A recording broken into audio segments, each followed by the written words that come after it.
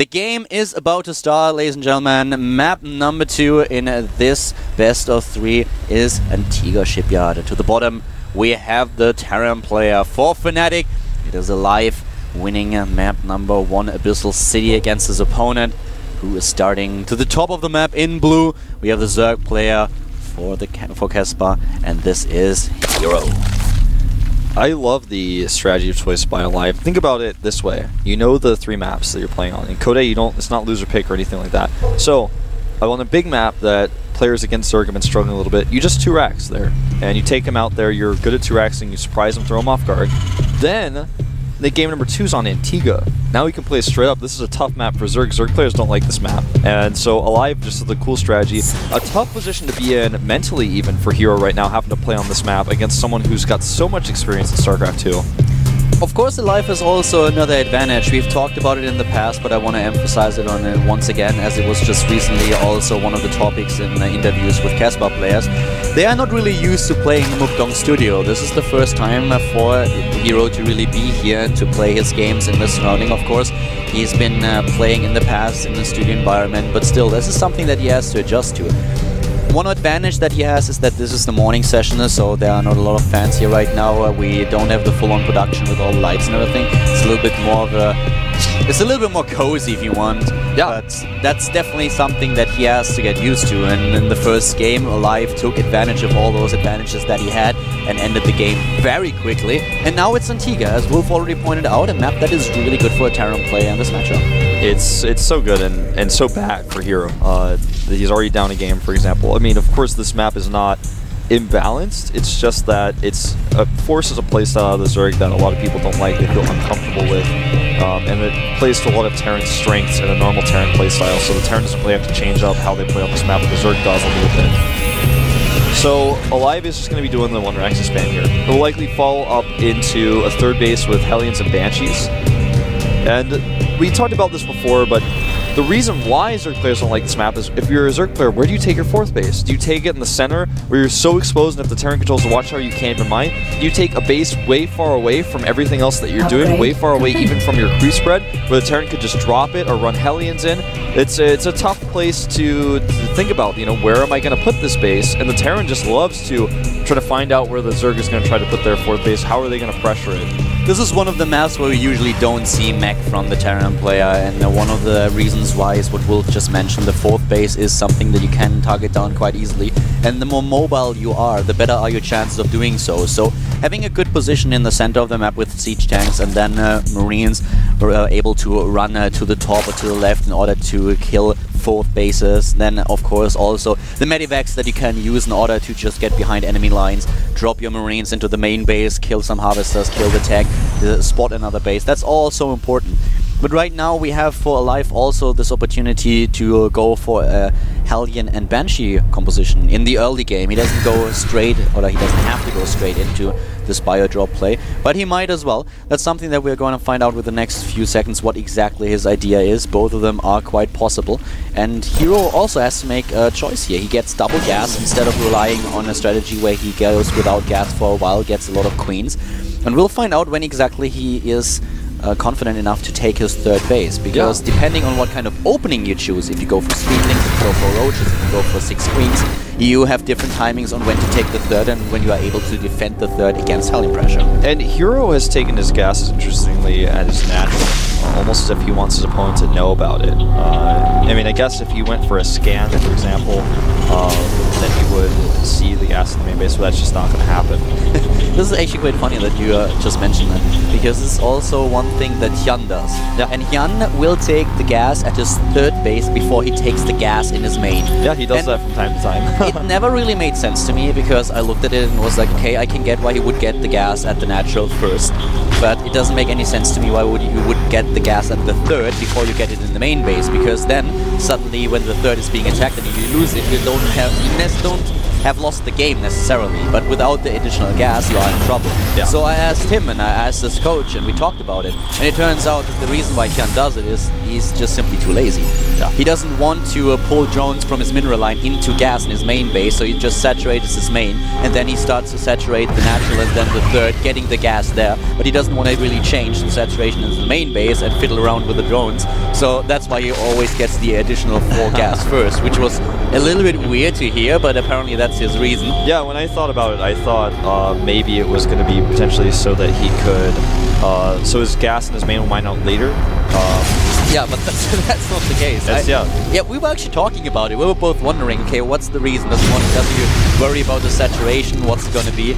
But oh, look wow. at, Nidus network with Roach speed. I saw the Roach warning go down. I was like, okay, that's weird, but we were talking about Hyun for a second, but this is actually going to be like a crazy all-in.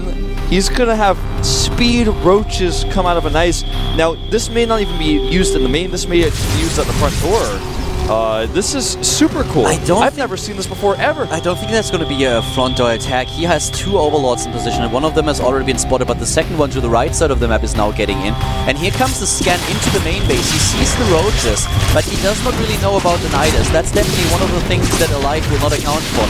And the overlord is in position, and the roach one is actually not being built at the natural. No, he's building it at the 3rd base. He wants to go for this front door attack after all. Yeah, I like this idea. When you have speed, you can just bust through with those roaches. He doesn't have to do it in the main. And the Overseer actually is going to die here. He actually cancels it, but here come the roaches. Speed is not quite done yet. Yes, the Queens. This is actually so cool. I've never seen this before. And the roaches are going to take this bunker out. He's got a bunker in his main base, and he's got cloak for his Banshees. It's going to be so difficult for him to hold this. I don't think that Alive will be able to take this game. There are no siege tanks just yet. He's building the first one, but the siege mode is not done. And without siege mode, he won't be able to hold this onslaught. There are so many roaches, and more are coming. There are already 14, 15, and he's building more as we speak. If not for the siege mode, he will die. Can he hold the ramp long enough to get a siege mode? Now he has 2 Banshees, but there are still Queens. He doesn't have an Overseer. He might be able to hold. The siege tank is out, and siege mode is nearly done. I think he will hold here, but the roaches will be saved by the Nidus. He doesn't have to, you know, run home with them, so he won't lose them that way. The Queen is trying to make something work here. A few more Queens pop out. If he gets these Banshees, it's so critical. The Queen targets the wrong Banshee first. He could have killed one for sure, but he's not able to pull it off. I guess he didn't have vision of the cloaked one. Because he didn't, his Overseer, he canceled it earlier. I guess that's why. But either way, both of them are cloaked. I think it was cloaked at that moment. Either way, it doesn't matter. He decided not to kill it. But he's got this group of roaches that is no longer useful with the siege tanks. This is the problem. The question is now, will Alive be able to bounce back? Of course, at this point, Hero has a great position, not only because he has done damage, but he forced the natural to lift off. Alive has now one of the Banshees in his opponent's natural, trying to do damage to the economy, but he might not be able to pull it off. He's always trying to get out of the range of this Overseer, and he's able to take down one of the Queens. Actually, he saves the Queen with the Nidus. Really well done. And now suddenly there are already 6 Queens, and they are able to repel the Banshee. And all that Hero has to do right now is take a 3rd and drone up. Yeah, Alive is still staying in his main. He does not feel comfortable moving down with his units because he knows that if they get caught at the bottom of the ramp, he's going to be in trouble. But he has the triple command center, and he's using one of them to the left side of his main base, flying it over. One of the things that Hero could have done is place down more creep tumors and trying to spread the creep towards the natural of his opponent, and therefore deny this expansion. Yeah, he almost able to do. Yeah, he almost had that, but he was not able to. Now the Nice is finally down. He's going to clean up these creep tumors with the scan. Still fairly annoying. Infestation Pit is done. 1-1 is on the way for the Zerg player now, whereas Alive does not have Engineering Bays at all. So he's not in... Actually, neither player would say is significantly ahead, but I think Alive has, with that 3rd command center, if it's not spotted, has the ability to catch up very quickly and pull ahead. Yeah, that's one of the problems that Hero has to face. He apparently does not think that there could be another base. He doesn't know about this 3rd, and if he doesn't scout it, Alive will be able to get back into this game. Alive actually not dropping all his orbital or all his mules immediately, but now he's starting to do it a little bit more. Sending Banshees around to try to catch hidden expansion because he knows that's something his opponent might do as well. And he's going to come now to this hatchery. The Spore Crawler looks like it's just barely not going to be done in time. Yeah, that's another one being built. The Spore Crawler is being focused on already with all the queens. I don't think that Hero will really have a problem defending the hatch itself, but he can't mine for now. But the hatch itself should not die. He's got enough queens, and he's got the transfuses. There's no way you can kill the hatch. Yeah, and a good pullback by Alive, doesn't even try to commit. Hive Tech, on the other hand, is now basically done. We have the Spire also being finished and the first Infestors on the map. But the third base for Alive is still going strong. So he's mining gas only there, which is really a smart choice, I feel. When you're Terran, you have all these extra income from the mules. You can use extra mules at that base as well, but mining the gas there allows him to get these Thors, and with Flame, he's getting +1 now for his mech units. I feel like he's going to saturate it, but he takes the gas first, which is, as you already pointed out, a really good decision. And he's going this time for mech. I'm pretty sure that this was not his original idea to go for an extra strategy here, but with how this game actually then started out to be, mech is a pretty decent decision here. And now look at this Fungal. With the Fungal, he's able to take down both Banshees, which is really bad for Alive. Yeah, I think he's going to regret trying to get that Queen.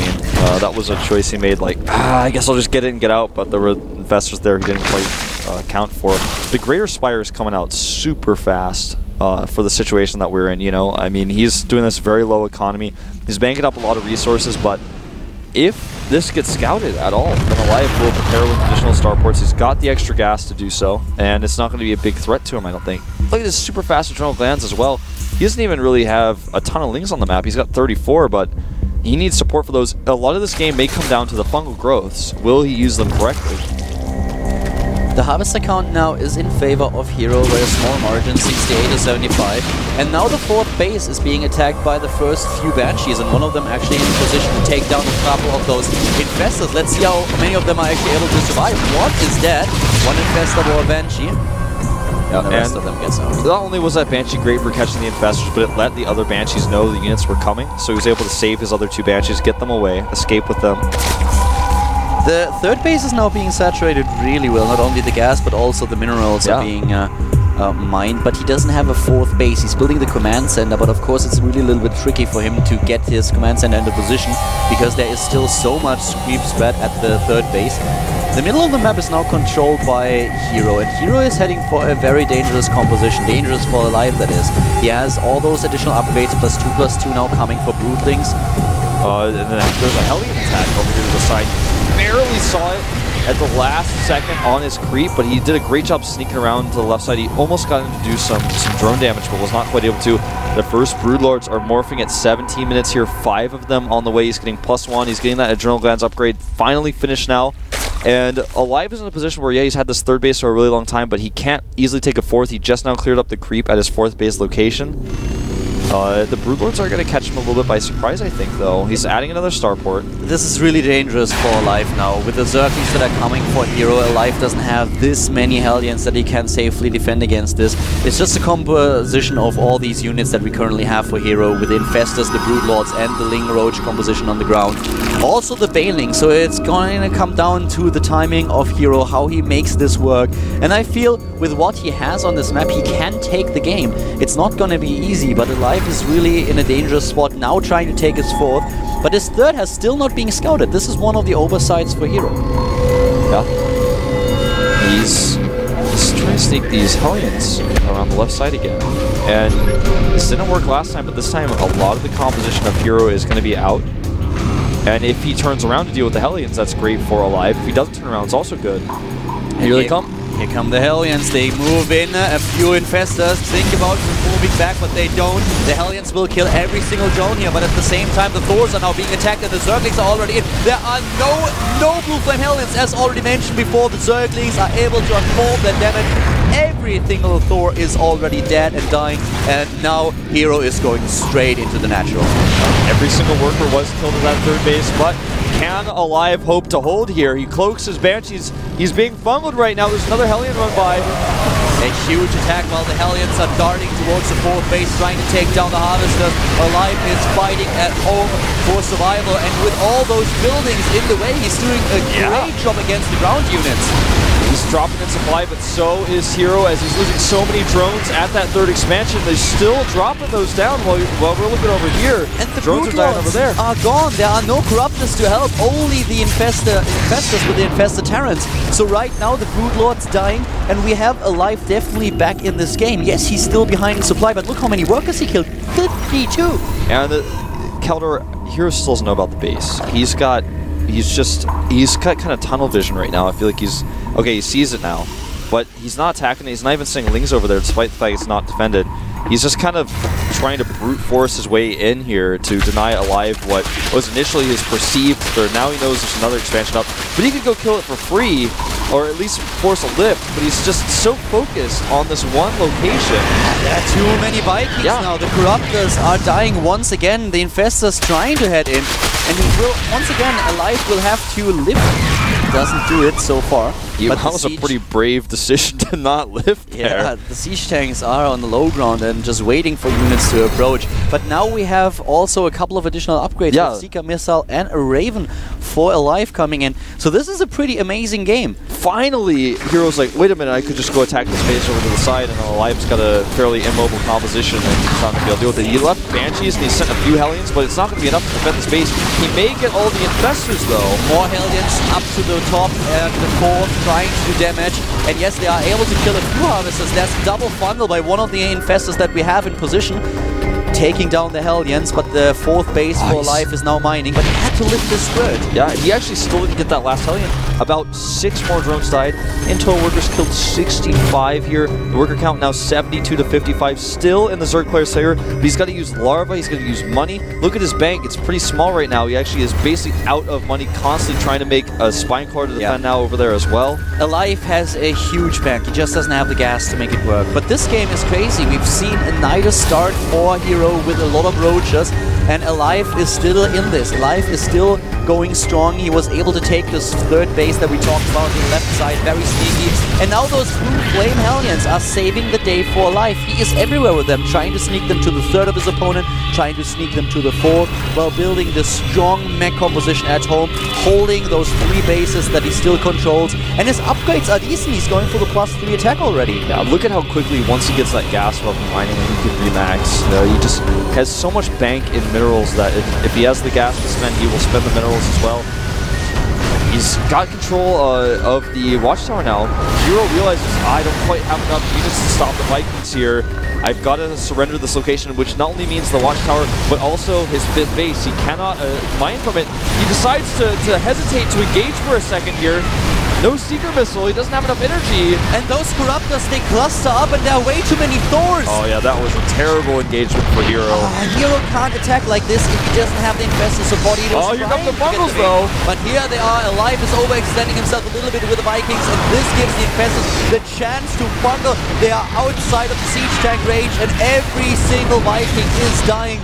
Well done by Hero at first, overextending himself into the range of the Thors, but then he's luring the Vikings out of the range of the siege tanks. The Infestors get their shot, and now there's no anti-air anymore for Alive. A massive run by here. He's on 200 supply.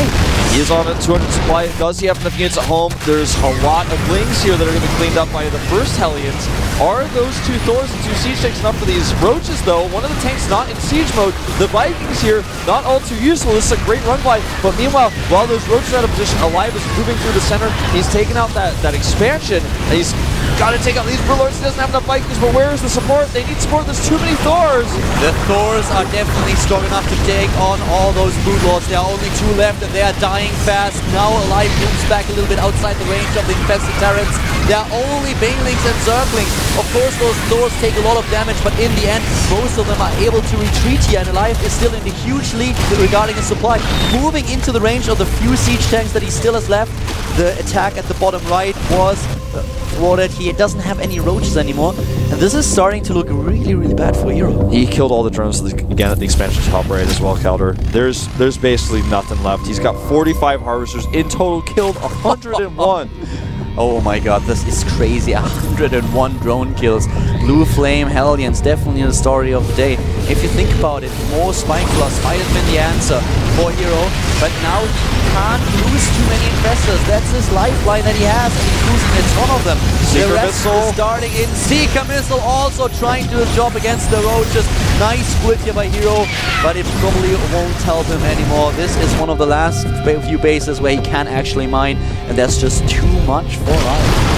Long distance mining going on in the center base for Alive because he wasn't able to re-secure one of his command centers just yet, but he's floating one to that center base. A few Roaches spot the long distance mining though. He just doesn't have enough army to actually control what Alive's doing, where he's moving.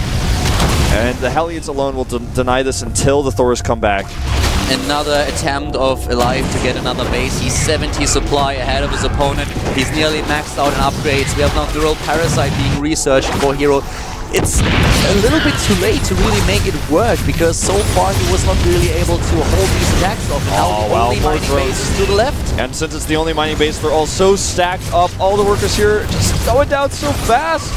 Oh, one more volley. He's now 114 workers killed. The worker count down to 32 for the Zerg player. His economy is so light. The bank that you see at the top right, 500 minerals, 1500 gas. That's all he's basically ever going to have in this game. Alive is trying to set a new GSL record for drones killed. Yeah.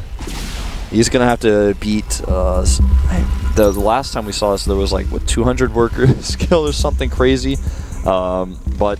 Neural Parasite, I think, is a great choice because he's basically only has infestors now. And if he can turn his opponent's entire army against him, maybe that'll work. He does need to make some Roaches, though, support these against the Hellions, for example. I feel it's a little bit too late to really make Neural Parasite work because he won't have any support for his infestors. As you already mentioned, that's he's basically just all that he has. He's basically only going to be able to fight Alive's army with Alive's army. It's the only way he can actually engage. He's trying to get a pick-off here of this expansion. Once again, the drones being slaughtered at the left side of the map. Every single drone is dying here. Those Blue Flame Hellions, they really wrote the story of this game. 9, 8 harvesters left. That's all there is for Hero. He just doesn't have anything to mine anymore. He can't even defend the hatchery with Blue Flame Hellions. It's going to go down. The last infestor's trying to find an angle here, but all it's going to take is a scan, and this game will end. If he scans and kills these infestors, the game ends. Doesn't see them yet. He's trying to go for the neural now. Yeah, and he just doesn't have that much energy either. Oh, it's spotted. Missile turret is too close. And he already lost too many. GG, and Alive takes the best of 3 with a 2-0 against the Casper player. Hero was not able to win this game and now has to re-qualify next season for Code A. Yeah, a decent showing here, but Alive was just too much for him. His multitasking really won out in game number 2. Those Hellions, like you said, are really the big story of the game. Game number 1, a beautifully executed 2 barracks proxy. We're going to have another 5-minute break. When we get back, we have WCS Korea champion Creator Prime up against Noble S, an old-time GSL player re-qualifying again, so stay tuned.